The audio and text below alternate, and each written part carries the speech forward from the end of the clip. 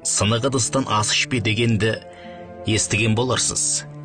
Оны кейбіреулер қазақтың бітпейтін ырымына балайтыны жасырын емес.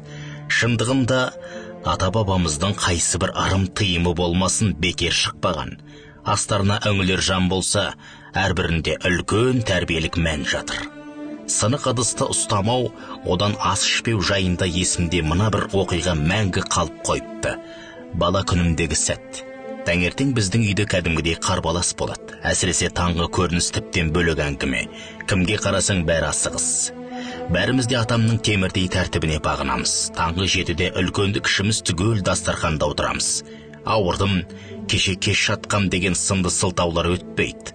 Ондай жағдай бола қалса, генералдың қаһарына ұшырайтынымыз анық. 3 күн ас сусыз жазаланамыз. Мұны әсіресе кішкентайлар жақсы біледі.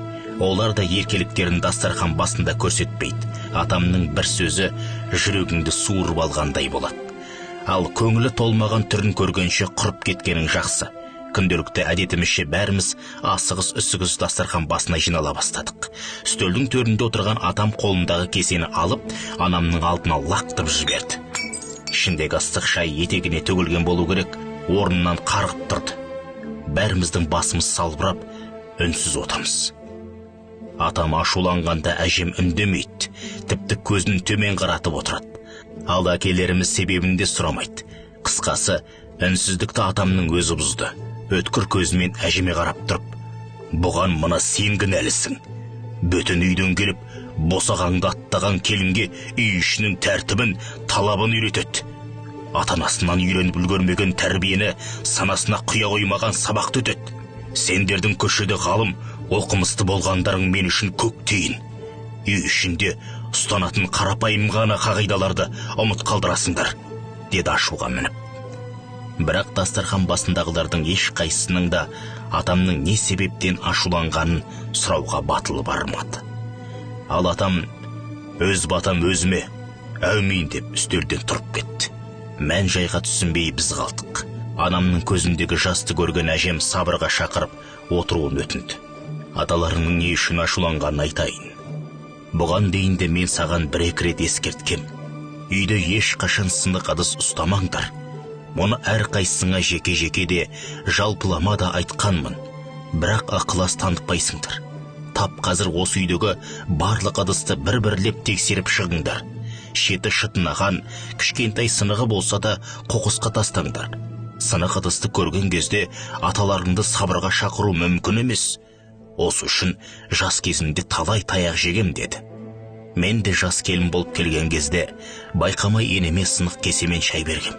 Жарықтықтың көзі көрмейтін. Сынық ыдыс енемнің ернін жыртып жіберіп, қанды әрең тоқтатқанбыз. Сол кезде аталарың ашуланып, менің сыбағамды берген. Ал енем екеумізге араша түсіп, сынық ыдыстан келетін кесапатты түсіндірді.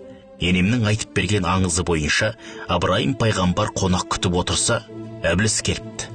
Абырайым селк ете қалып, «Әй, малғұн, сені кім шақырды?» дейді. Әбіліс, «Алла жырық ыдыстан маған дәм бұйыртқан. Кесесі кетікпен табағы жыраққа қонаққа мен келем», дейді. Абырайым дастарханға қараса, кетік ыдыс тұр екен. Жырық кесені алып, сыртқа лақтырып тастайды, онда несібеңді сырттан ізде, дейді.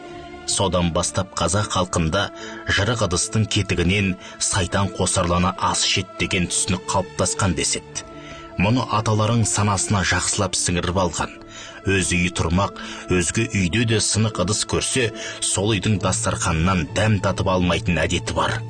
Сөз естіп, көңілдеріне қаяу салғанша, айтқан сөзді қағып алып, екінші қайталамауға тырыспайсыңдар ма деп аяқтады әжем әңгімесін.